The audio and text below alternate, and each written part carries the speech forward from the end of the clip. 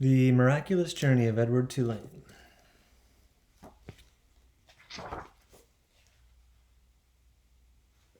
So this one's got really cool pictures in it. So there's that picture there. This is by Kate DiCamillo. For Jane Resch Thomas, who gave me the rabbit and told me his name. There's a quote before it starts.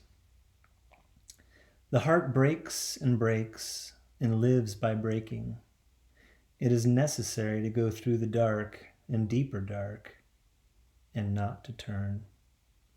That's from The Testing Tree by Stanley Kunitz.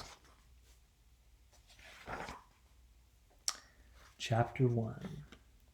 This is a picture of a girl with a locket. Watch.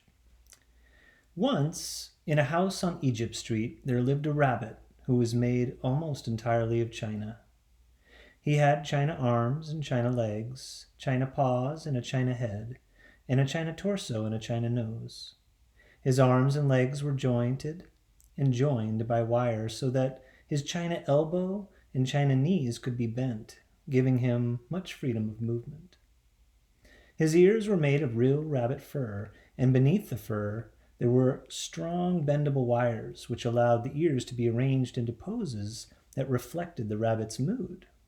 Jaunty, tired, full of ennui. His tail, too, was made of real rabbit fur and was fluffy and soft and well-shaped. The rabbit's name was Edward Tulane, and he was tall. He measured almost 3 feet from the tip of his ears to the tip of his feet. His eyes were painted a penetrating and intelligent blue. In all, Edward Tulane felt himself to be an exceptional specimen. Only his whiskers gave him pause.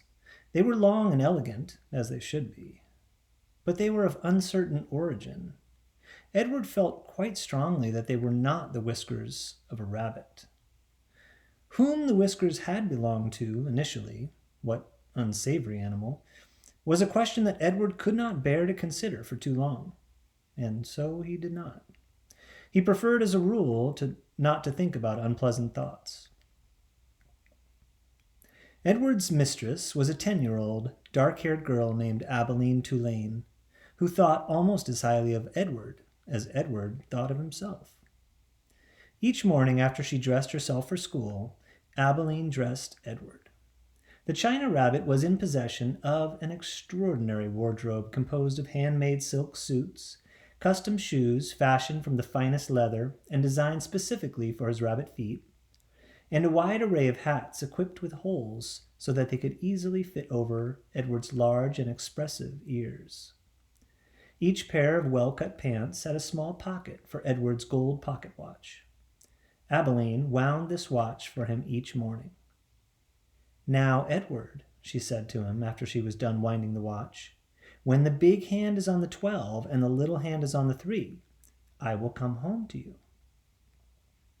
She placed Edward on a chair in the dining room and positioned the chair so that Edward was looking out the window and could see the path that led up to the Tulane front door.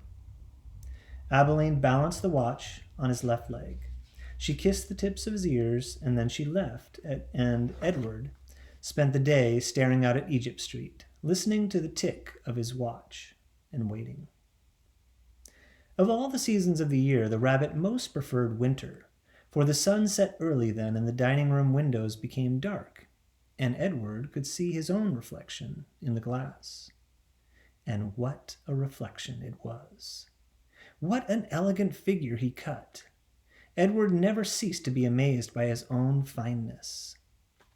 In the evening, Edward sat at the dining room table and with the other members of the Tulane family, Abilene, her mother and father, and Abilene's grandmother, who was called Pellegrina.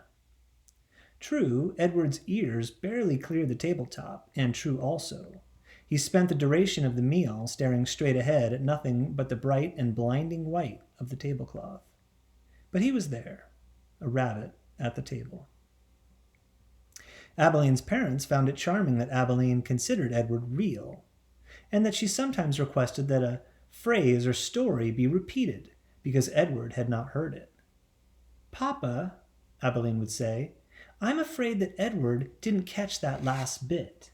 Abilene's father would then turn in the direction of Edward's ears and speak slowly, repeating what he had just said for the benefit of the china rabbit. Edward pretended, out of courtesy to Abilene, to listen. But in truth, he was not very interested in what people had to say. And also, he did not care for Abilene's parents and their condescending manner toward him. All adults, in fact, condescended to him. Only Abilene's grandmother spoke to him as Abilene did, as one equal to another. Pellegrina was very old. She had a large, sharp nose and bright, black eyes that shone like dark stars. It was Pellegrina who was responsible for Edward's existence. It was she who had commissioned his making, she who had ordered his silk suits and his pocket watch, his jaunty hats and his bendable ears, his fine leather shoes, and his jointed arms and legs, all from a master craftsman in her native France. It was Pellegrina who had given him as a gift to Abilene for her 7th birthday.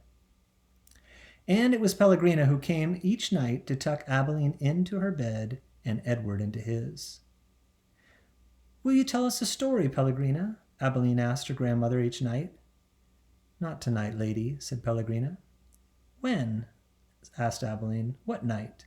"Soon," said Pellegrina. "Soon there will be a story."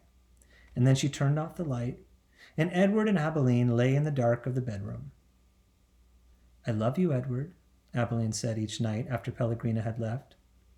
She said those words, and then she waited, almost as if she expected Edward to say something in return. Edward said nothing.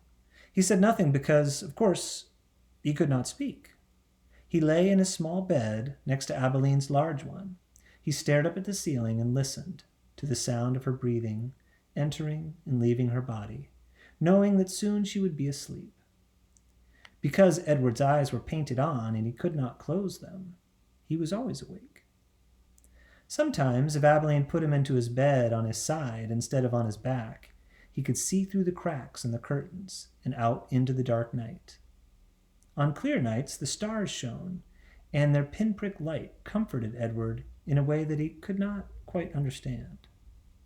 Often, he stared at the stars all night until the dark finally gave way to dawn.